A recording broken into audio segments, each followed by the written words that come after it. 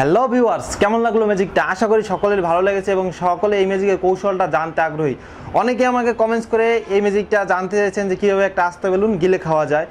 তো এবার আমি আপনাদের শিখিয়ে দেবো, সেজন্য অবশ্যই আমাদের ভিডিওতে একটা লাইক দিতে হবে এবং যারা যারা এখন আমাদের চ্যানেলটি সাবস্ক্রাইব করেনি তারা অবশ্যই সাবস্ক্রাইব করে নিন। চলুন ম্যাজিকের কৌশলটা আমরা একটু দেখে নিই। তো এগুলোকে সাপ বেলুন বলে, যেগুলো অনেক লম্বা হয়। এরকম লম্বা বেলুন সব জায়গায় পাওয়া যায় সচরাচর।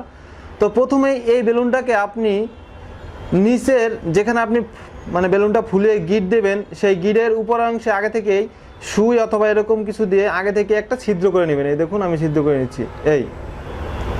এভাবে এপাশ ওপাশ করে একটা ছিদ্র করে নেবেন।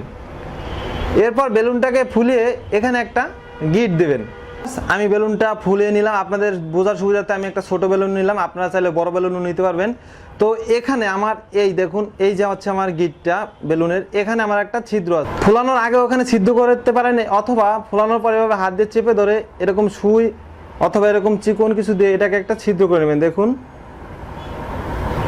এই আমি ছিদ্র করে নিয়েছি, এখানে একটা ছিদ্র আছে, কিন্তু এটা আপনি হাত দিয়ে চেপে ধরবেন, বোঝা যাবে না। এরপর যখন আপনি এটা মুখের ভিতর নিয়ে ছেড়ে দেবেন, এই দেখুন, এটা কিন্তু আস্তে আস্তে এখানে চাপ পেলে হাওয়া বেরোচ্ছে। এই দেখুন, হাওয়া বেরোচ্ছে। এই তার মানে আমি যদি এটা মুখের ভিতর নেই,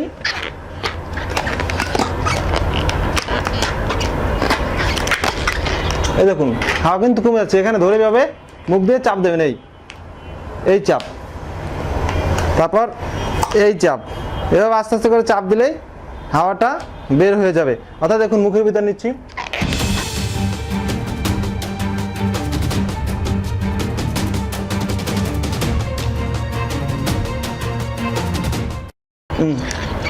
এরপর এইটাতে থাকবে, এটা আপনি চাইলে মুখের ভিতর রাখতে পারেন, অথবা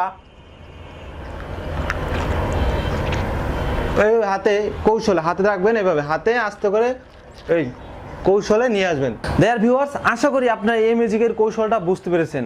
আপনাদের পছন্দের ম্যাজিক নিয়ে আমি আবার হাজির হব। সো আপনারা যে ধরনের ম্যাজিক শিখতে চান তা অবশ্যই কমেন্টস করে জানাবেন। আপনারা অনেক ধরনের কমেন্টস করেছেন, সেই অনুযায়ী ম্যাজিক দেখাচ্ছি এবং অনেকের ম্যাজিকগুলো দেখাতে পারছি না। অবশ্যই আপনাদের ম্যাজিক নিয়ে আমি আপনাদের সামনে হাজির হব, তবে আপনাদের একটু কষ্ট করে অপেক্ষায় থাকতে হবে। তো ভিউয়ার্স, সবাই ভালো থাকবেন, সুস্থ থাকবেন। দেখা হবে নতুন কোনো ম্যাজিক নিয়ে নতুন কোনো দিন।